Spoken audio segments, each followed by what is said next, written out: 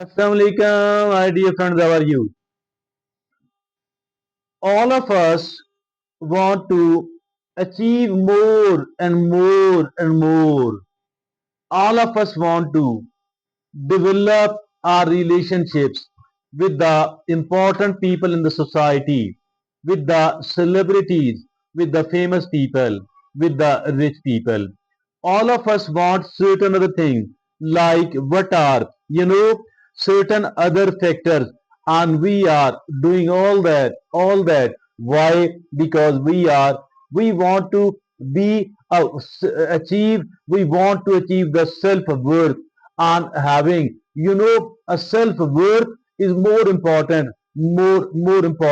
than any other thing. It is rather the essence of all that. If at all a person is having plenty of the positions and the achievements and even the relationships, but is not having a good amount of self-worth, it means that they are a failure. They are not a success at all. So my dear friends and fellows, and there are people who don't have much of the possession, who are not having much of the achievement, who are not relating themselves to the important people in the society. Despite all that, they do have a good amount of self-worth, and in that respect, they are satisfied with their life, they are happy with their life, they are enjoying their life.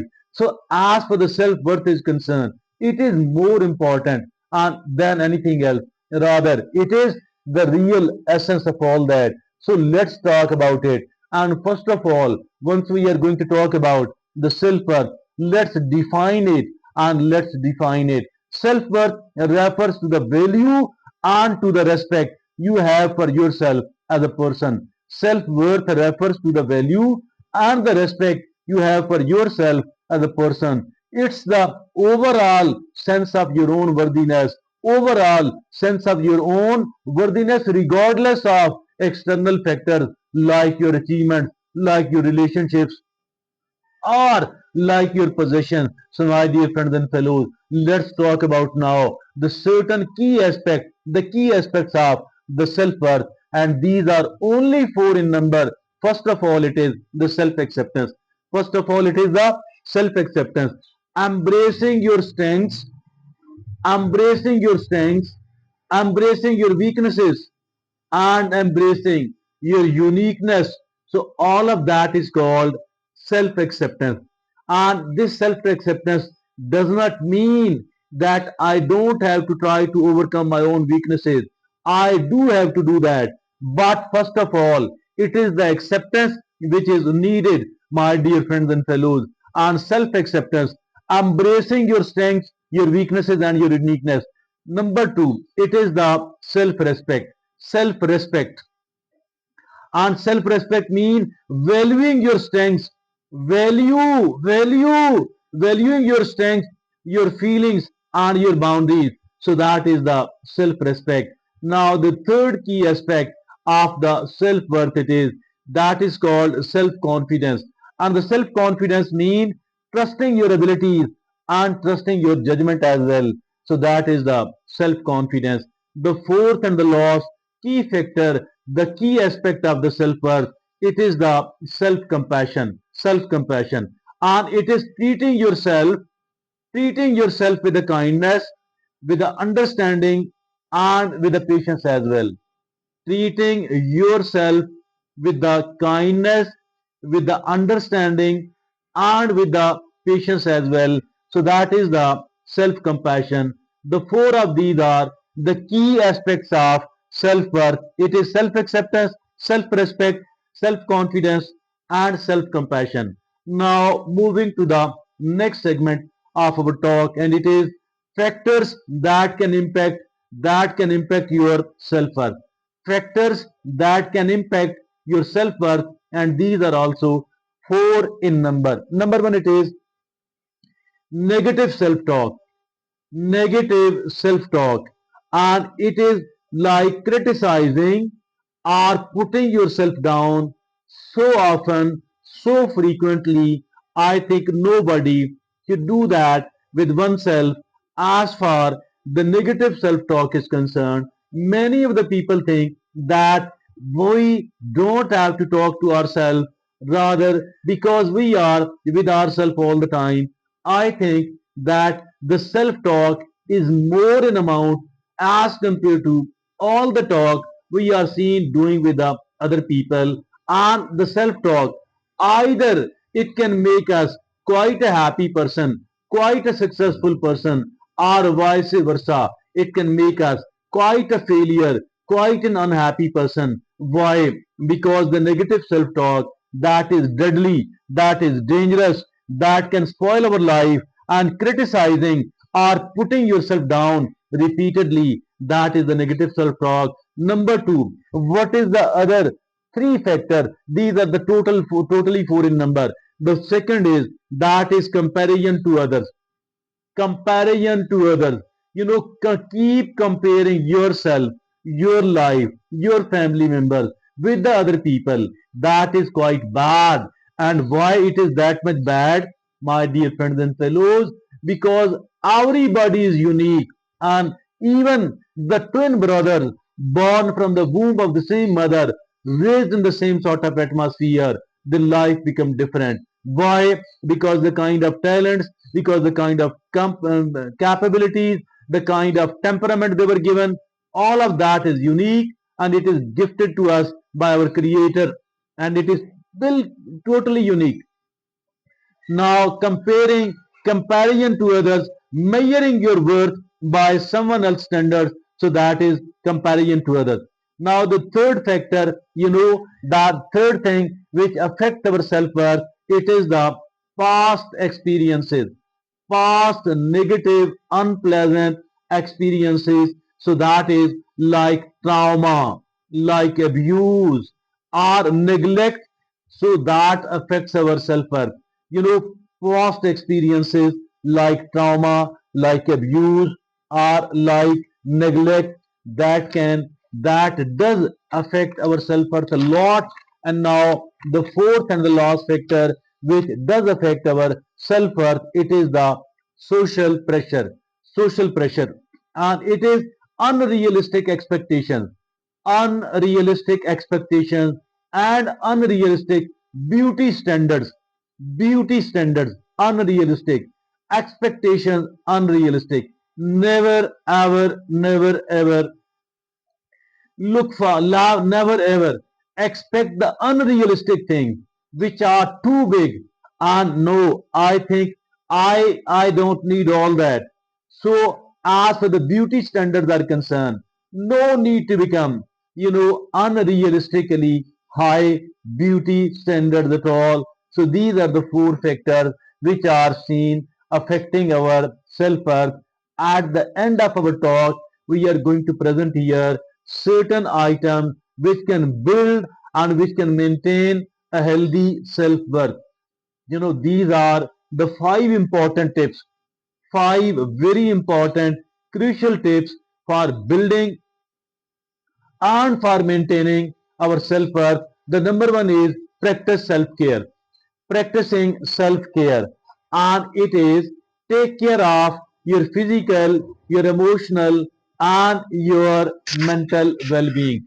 Taking care of your physical, your emotional, and your mental well-being. So that is, practicing self-care. Now, this mean as far our physical needs are concerned, we need to provide ourselves with a nutritious food, with a 7 to 8 hours of sleep, and from 30 to 60 minutes of exercise on a daily basis.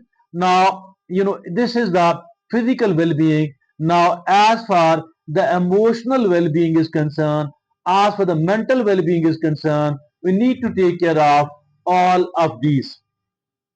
Now, it will take a lot of time, and we will deviate from our discussion if at all I start elaborating the mental well-being, the emotional well-being. But I do have certain talks on my channel, and there will be another talk following after this one about the emotional, mental, and physical well-being. So, my dear friends and fellows, now the second item which help us a lot in building and maintaining the self-worth, it is challenging negative self-talk.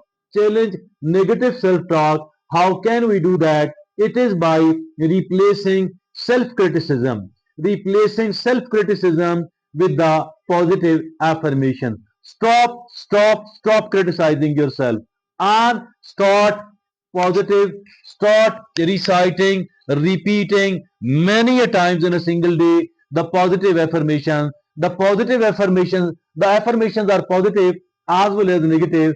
The negative affirmation means whatever we are seeing talking to us repeatedly, and it become an affirmation. Negative affirmations are the one which are seen destroying our self confidence, while positive affirmations are the one which are helping us a lot in building the our self confidence. So replace the negative self talk with what? With the positive affirmation. So that is the second item, or the second important tip about building and maintaining the self worth.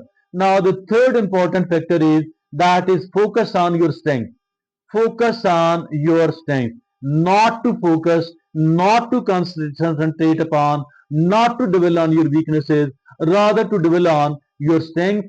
Focus, concentrate, pay all of your attention on your strength. It does not mean that we don't have to try to overcome our weaknesses. We do have to try to overcome the weaknesses, but at the same time, it is highly important that we are focused upon our strength, and this is the third important tip about building. That is, it is celebrate your accomplishments and celebrate your skills as well. How can we focus on our strength? That can be done by celebrating our achievements, our accomplishments, and celebrating our skills as well. So that is the third important tip. Now the fourth important tip is surround yourself with the positivity. Surrounding yourself with the positivity, and it is actually that spend time with the spending spend time with the positive people, the people who are positive toward you, the people who support you. Spend time with these people, and that is surrounding yourself with the positivity. It is the fourth important tip about building the self-worth. Now, the fifth and the last tip about building the self-worth, it is develop self-awareness. Developing self-awareness. How can we develop the self-awareness? It can be done by understanding your values, understanding your goals, and understanding your emotions as well. Understanding your goals, your values, and your emotions as well. That is how we can develop the self-awareness. So these are the five important tips are, building and maintaining the self-worth. First of all, we spoke about what is meant by the self-worth. Then we talk about, what are the four important key aspects of the self-worth. After that, we also spoke about the factors that negatively affect our self-worth. And lastly, we presented the five tips about building and maintaining the self-worth. Now there is a bottom line, and the bottom line says, remember, your self-worth is not defined by external validations at all. That is very important factor indeed. Very important factor indeed. And it says that your self-worth is not defined by external validation or external achievements at all. Irrespective of your achievements, irrespective of your external validation, you are worthy. I am worthy. Everybody is worthy because you exist, because we have been given life by Allah subhanahu wa ta'ala, and your worthiness is inherent and unconditional. Our worthiness is inherent, it is not external at all. It is not conditional at all. Rather, our worthiness is inherent and it is unconditional. I am having a good amount of self-worth. You are having, you deserve, I deserve a good amount of self-worth. I think that in the absence of a good amount of self-worth, I think we cannot become a happy person at all. We cannot become a satisfied person at all. And if at all somebody is unhappy on the one hand, dissatisfied on the other hand, how come she can be called a successful person no matter how much are their achievements, no matter how much of they are their possessions, no matter how much of the external validation or the relationship these people are having. But I believe that they are a failure and a total failure. But those people without much of the achievement, without much of the possessions, without much of the relationships, if at all they do have the self-worth, they are happy because they are satisfied, because they are successful enough. So that is all for me today. Thank you very much.